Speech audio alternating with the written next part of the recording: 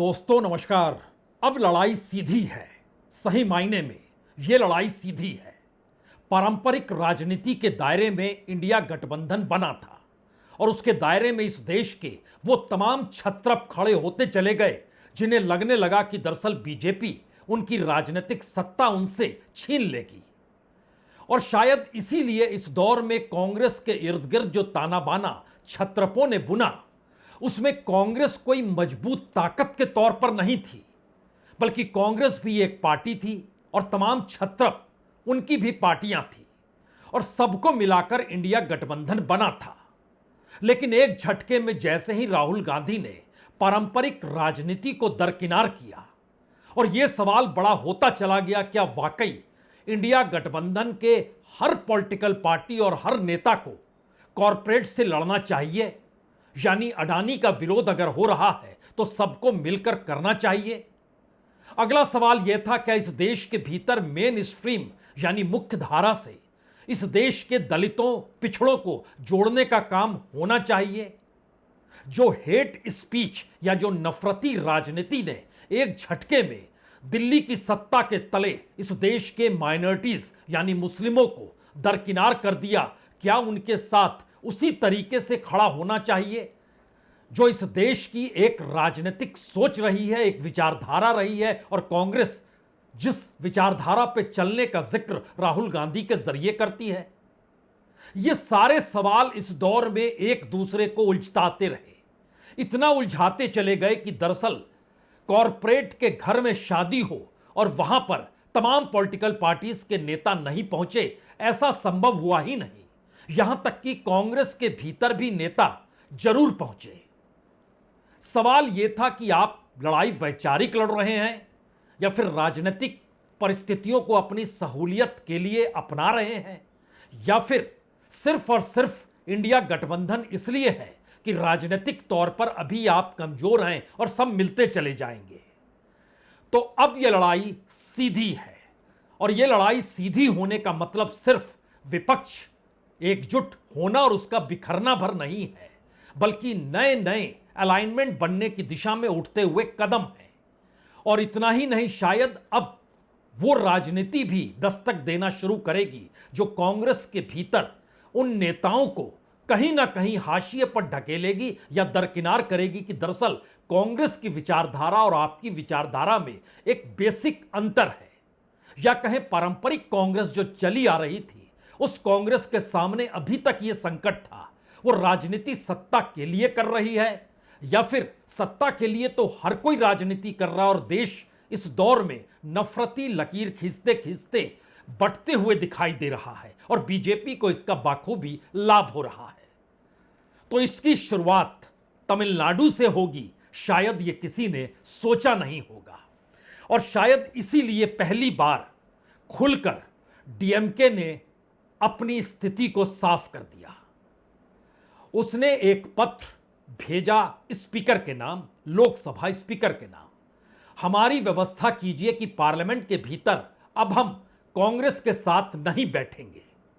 यानी अभी तक जो इंडिया गठबंधन एकजुट पार्लियामेंट के भीतर नजर आता था, अब वो एक साथ नहीं रहेगा और हमारा अपना गठबंधन या हमारे अपने सांसदों की मौजूदगी अब बिल्कुल अलग अलग होगी।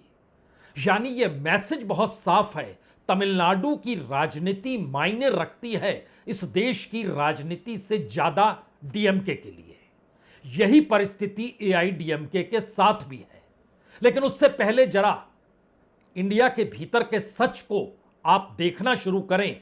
इस पत्र को तो देख लीजिए जो डीएमके की तरफ से स्पीकर को लिखा गया। कनिमोझी ने यह पत्र लिखा है। महत्वपूर्ण है यह पत्र क्योंकि इंडिया गठबंधन बनने के बाद पहली बार खुले तौर पर पार्लियामेंट में हमारी सीट की व्यवस्था अलग होनी चाहिए, इसको लिख दिया गया।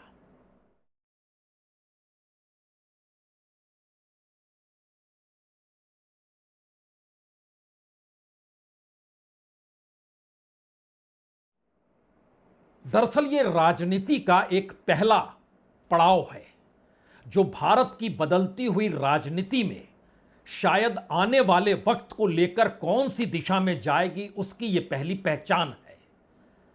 क्योंकि राज्यों में अगर छत्रप काबिज ना हो तो उसके पास बजट होता नहीं है संगठन तक को संभालने को लेकर। और इसका खुला जिक्र पिछले दिनों उत्तर प्रदेश के समाजवादी पार्टी के अध्यक्ष अखिलेश ने बाखूबी कर दिया जब उनसे पूछा गया कि चुनाव नजदीक है और इससे पहले आप जिस कंपनी के साथ समझौता कर रहे थे जो बड़ी कॉस्टली कंपनी है लेकिन वो अक्सर चुनाव जिताने की दिशा में बहुत मजबूती के साथ काम करती है। दरअसल उस कंपनी पर कोलकाता में आईपैक, हम शब्द ले रहे हैं, आईपैक कंपनी जिस पे छापा पड़ा, जिसके सीईओ को जेल हो गई, उसी दिन उनको जमानत मिली जिस दिन पश्चिम बंगाल के चुनाव परिणाम आ गए। यानी जो पॉलिटिकल पार्टी के साथ काम कर रहा है उसको लेकर सत्ता का नजरिया भी पॉलिटिकल ही होगा। उससे हटकर वो किसी प्रोफेशनल के तर्ज पर किसी ऑर्गेनाइजेशन को देख पाने की स्थिति में सत्ता बिल्कुल नहीं है। तो खुद अखिलेश यादव ने कहा पैसा हमारे पास इतना नहीं है कि हम उस कंपनी को हायर कर सके। दरअसल यह मौजूदा वक्त की उस राजनीति का एक ऐसा सिरा है जिसको आपको अब पकड़ना ही होगा। इस देश के भीतर छत्रपों की राजनीति में अगर आप परखना शुरू करें तो जब सत्ता में थे उद्धव ठाकरे, उनकी पार्टी के पास कितना पैसा था? जब सत्ता में थे शरद पवार, उनकी पार्टी के पास कितना पैसा था? जब सत्ता में रहे आरजेडी यानी बिहार की पॉलिटिकल पार्टी का हम जिक्र कर रहे हैं, उनके पास कितना पैसा था? ममता बनर्जी को अभी तक इस चुनाव में हारने से पहले तक जो डोनेशन पॉलिटिकल निकल कर आता था, पहले इलेक्ट्रॉल के जरिए और उसके बाद यानी इलेक्ट्रॉल बॉन्ड के जरिए जो आता था, उसके बाद जो कॉर्पोरेट्स दे रहे थे, उसमें एक व्यक्ति तो सबसे ज्यादा जो पैसा दे रहा था वो तो एक आईपीएल की टीम को भी चलाता है। लेकिन बहरहाल अब उस पर ब्रेक लगेगी, यानी पैसा वहां से भी बंद होगा। याद कीजिए तेलंगाना के मुख्यमंत्री केसीआर का, सत्ता में थे तो पैसा इतना हद से ज्यादा था कि कई राज्यों से छत्रपों के नेता एक बुलावे पर आ जाते थे। यह एक पैसे का भी आदान प्रदान होता है कि राजनीतिक तौर पर आपकी ताकत आपके राज्य में बनी रहे, उसके बाद जब आप सत्ता में होंगे तो फिर वसूली खुलकर हो ही जाएगी, कोई दिक्कत इसमें होगी नहीं। वह भी सिरा गिर गया, ममता का सिरा गिर गया और तमिलनाडु के भीतर अब स्टालिन का सिरा भी गिर गया।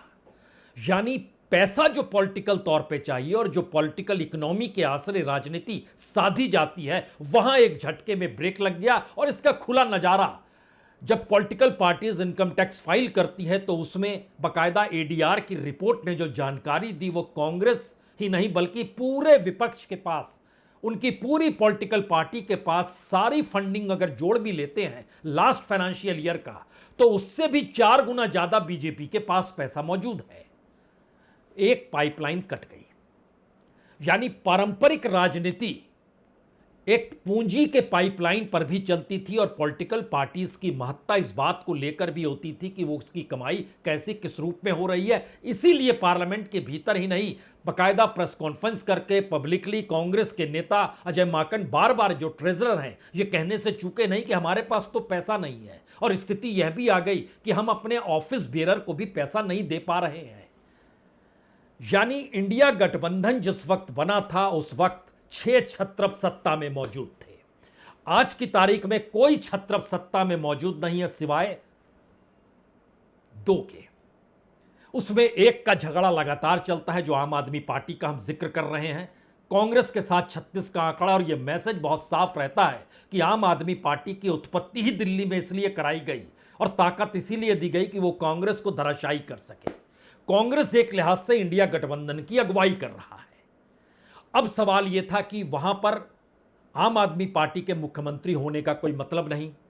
अब उसके बाद दूसरे व्यक्ति बसते हैं हेमंत सोरेन। झारखंड छोटा राज्य, बावजूद इसके सत्ता में है और वहां की खदानें जाहिर है वो केंद्र के हक में आती है। लेकिन बीते दिनों जब सुप्रीम कोर्ट ने निर्णय दिया था कि उसमें स्टेट का भी शेयर होना चाहिए, तो इसके अलावे और भी पूंजी झारखंड मुक्ति मोर्चा के पास पहुंच रही होगी। लेकिन उसकी स्थिति ऐसी नहीं है जो स्थिति ममता की रही, जो स्थिति स्टालिन की रही, जो स्थिति एक वक्त केसीआर की रही, जो तमिलनाडु के बाद महाराष्ट्र दूसरा बड़ा राज्य जहां से पैसा बाखूबी आता भी था, राजनीति चलती भी थी। अब सवाल है कि इस देश के भीतर वो तमाम छत्रप जो पहचान पाए हुए थे उसमें वामपंथियों की मौजूदगी भी थी जो अब गायब हो चली है। तो इस पोजीशन में भारत के भीतर एक पॉलिटिकल ट्रांसफॉर्मेशन की स्थिति आएगी ही। और इस पॉलिटिकल ट्रांसफॉर्मेशन का मतलब होता है कि जो पारंपरिक राजनीति चली आ रही थी, जिस आधार पे इंडिया गठबंधन को हराना था बीजेपी को, 2024 तक आखिरी मशक्कत में लगते रहा शायद बीजेपी हार जाएगी। लेकिन जो खेल हुआ और जो वोट चोरी का नारा उसके बाद लगना शुरू हुआ और जो मैसेजेस निकलकर उसके बाद लगातार आते चले गए, उसने जतला दिया कि दरअसल आप पारंपरिक राजनीति से चुनाव जीत नहीं सकते हैं। अब आपको न्यू अलाइनमेंट भी करने होंगे और आपको एक पॉलिटिकल ट्रांसफॉर्मेशन की दिशा में अपनी परिस्थितियों को भी सुधारना होगा। यह विपक्ष के लिए भी मैसेज है और कांग्रेस के भीतर उन पारंपरिक नेताओं के लिए भी मैसेज है। जैसे अशोक गहलोत आपको नजर आए अडानी के साथ समझौता कर रहे थे, किसी को समझ नहीं आया। राहुल गांधी विरोध कर रहे हैं, गहलोत समझौता कर रहे हैं। फिर किसी को समझ नहीं आया, रेवंत रेड्डी समझौता भी कर रहे हैं और कह रहे हैं कि हम तो बकायदा पाक साफ तरीके से समझौता कर रहे हैं, जरूरत है तो कर रहे हैं। ये सारे सवाल इसलिए बड़े होते चले गए क्योंकि एक वक्त राहुल गांधी से भी पूछा गया था कि अगर आपकी सत्ता आ जाएगी तो क्या ऐसे बड़े इंडस्ट्रियलिस्ट और कॉर्पोरेट हाउसेस का क्या होगा। तो उन्होंने कहा था कि फाइलें तो खुलेंगी और फाइलें खुलने के बाद परखी भी जाएंगी और उसके हिसाब से ही उस दौर की गवर्नेंस निर्णय भी लेगी। ये एक मैसेज है। लेकिन फिर लौटिए दोबारा इंडिया गठबंधन की दिशा में।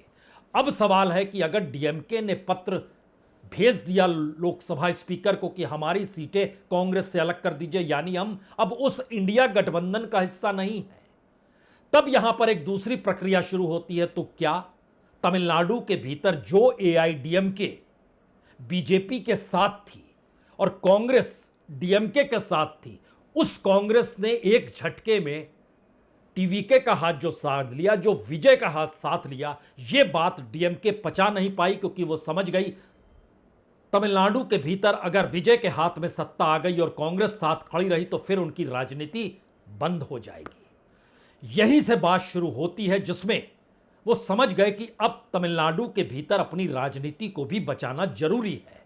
तो इसीलिए क्या अब एनडीए के बाहर एआईडीएमके भी आ जाएगी, क्योंकि नया गठबंधन नई सरकार के साथ अगर एआईडीएमके सत्ता में आती है, डीएमके बाहर से समर्थन देती है और डीएमके के साथ खड़े जो राजनीतिक दल हैं अभी भी वो टस से मस नहीं हुए।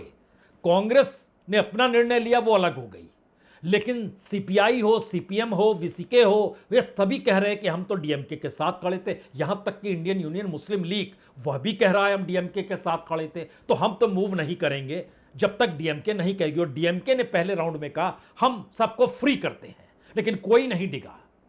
यह मैसेज है कि दरअसल तमिलनाडु के भीतर छत्रपों की राजनीति जो कल तक एआईडीएमके वर्सेस डीएमके होती थी, अब उन्हें नया अलाइनमेंट चाहिए। और इससे बेहतर गठबंधन क्या हो सकता है कि दोनों एक साथ आ जाएं।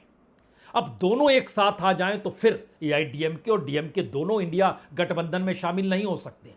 यह पहली लकीर न्यू अलाइनमेंट की दिशा में, और उसमें अब सीपीएम भी उसी दिशा में होगी जहां कांग्रेस नहीं होगी। कांग्रेस अपने तौर पर कहती रही देखिए वामपंथियों से केरल में लड़ते हैं, वामपंथियों से हम बंगाल में लड़े लेकिन दिल्ली में तो साथ खड़े थे। ममता बनर्जी से हम बंगाल में लड़ रहे थे लेकिन दिल्ली में तो साथ खड़े थे। ममता बनर्जी ने तो 2024 में भी पॉलिटिकल गठबंधन नहीं किया, कांग्रेस के साथ नहीं किया जो पश्चिम बंगाल में चुनाव लड़ रही थी, और मैसेज था कि हम नहीं करेंगे। और उस समय तक ममता बनर्जी की ताकत या कहें टीएमसी की ताकत बड़ी जबरदस्त थी। तो जहां जहां छत्रपों को लगा उनकी ताकत मजबूत रहेगी, वहां वहां वो इंडिया गठबंधन में साथ खड़े होने से बचते रहे। और अब इंडिया गठबंधन की जरूरत उन कमजोर लोगों को पड़ गई जो कमजोर हो गए, या कमजोर नेता हो गए, कमजोर पार्टी हो गई। लेकिन यहां पर फिर एक नया पेच है। ममता बनर्जी से मिलने अखिलेश यादव गए। अखिलेश यादव जानते हैं उत्तर प्रदेश में अगला चुनाव होना है।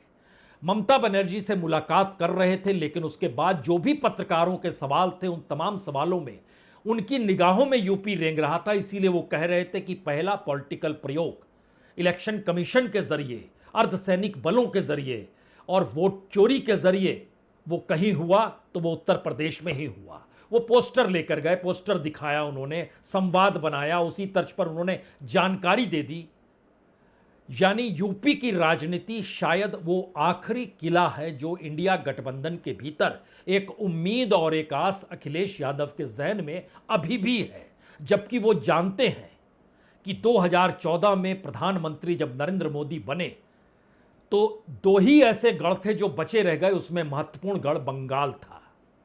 उसके बाद नवीन पटनायक भी खड़े रहे, लेकिन आज की तारीख में वहां भी उनका सुपड़ा साफ हो गया। तो इस नई प्रक्रिया के भीतर में अब अखिलेश यादव ने दो तस्वीरें पोस्ट की, एक ममता बनर्जी के साथ उनको शॉल उड़ाते हुए और दूसरी तरफ स्टालिन को शॉल उड़ाते हुए, और एक लाइन यही लिखा, हम साथ नहीं छोड़ते हैं। डीएमके ने कांग्रेस का साथ छोड़ा, कांग्रेस ने डीएमके का साथ छोड़ा। ममता बनर्जी को इंडिया याद आ गया, कांग्रेस ने सिर्फ यही कहा, या राहुल गांधी ने सिर्फ इतना ही कांग्रेसियों को निर्देश दिया कि आप ममता बनर्जी को निशाने पर नहीं लेंगे। कांग्रेसियों ने बंद कर दिया निशाने पर लेना। लेकिन इस पूरी प्रक्रिया के भीतर एक रीअलाइनमेंट की परिस्थिति उभर कर सामने आ गई। अब यहां पर सवाल सबसे बड़ा है, क्या यह बीजेपी के लिए बेहतरीन स्थिति है? मोदी शाह जिस राजनीति को इस देश में कर रहे हैं उनके लिए क्या वाकई बेहतरीन स्थिति है? तीन चार मुद्दे हैं, लेकिन उससे पहले हमें लगता है जो अखिलेश यादव ने ट्वीट किया तस्वीरों के आसरे, उसे देख तो लीजिए।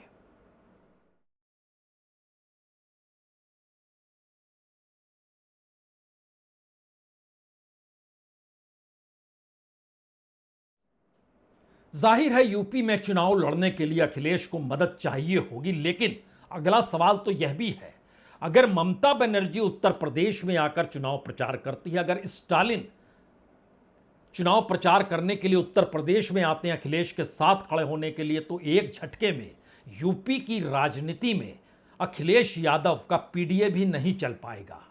और चूंकि वहां पर मोदी शाह नहीं बल्कि योगी की मौजूदगी है, और उनका जो मूल मंत्र है 80-20 का खेल जो वो पहले दिन से खेल रहे हैं, उसमें स्टालिन उत्तर प्रदेश के उस थ्योरी के तहत खलनायक है। और तुरंत चूंकि ममता बनर्जी हारी है तो वो किन बातों को आके कहेगी, कैसे कहेगी, तो वोटों का गठजोड़ होता नहीं है। अखिलेश इसे बाखूबी समझते हैं, इसीलिए एक हल्की सी डोर राहुल गांधी को लेकर वो लगातार बनाए हुए हैं। लेकिन अब सवाल कांग्रेस के भीतर और कांग्रेस के उस नए समझौते की दिशा में बढ़ने का भी होना चाहिए, जिसका जिक्र हमने शुरू में किया कि दरअसल ये एक पॉलिटिकल ट्रांसफॉर्मेशन का दौर है। और पॉलिटिकल ट्रांसफॉर्मेशन का मतलब यह होता है कि अगर विजय के साथ यानी टीवीके के साथ राहुल गांधी ये गए और टीवीके ने भी खुलकर कह दिया कि कुछ भी हो जाए अब हम कांग्रेस का साथ नहीं छोड़ेंगे, तो जाहिर है ये दोनों की राजनीतिक परिपक्वता भी कही जा सकती है। क्योंकि विजय जानते हैं कि उनके पास राजनीतिक जमीन अभी सिर्फ एक चुनाव भर की है, और इस चुनाव के भीतर का सच यह है कि वो खुद अकेले लड़े। उन्होंने वोटरों को कोई घूस नहीं दिया।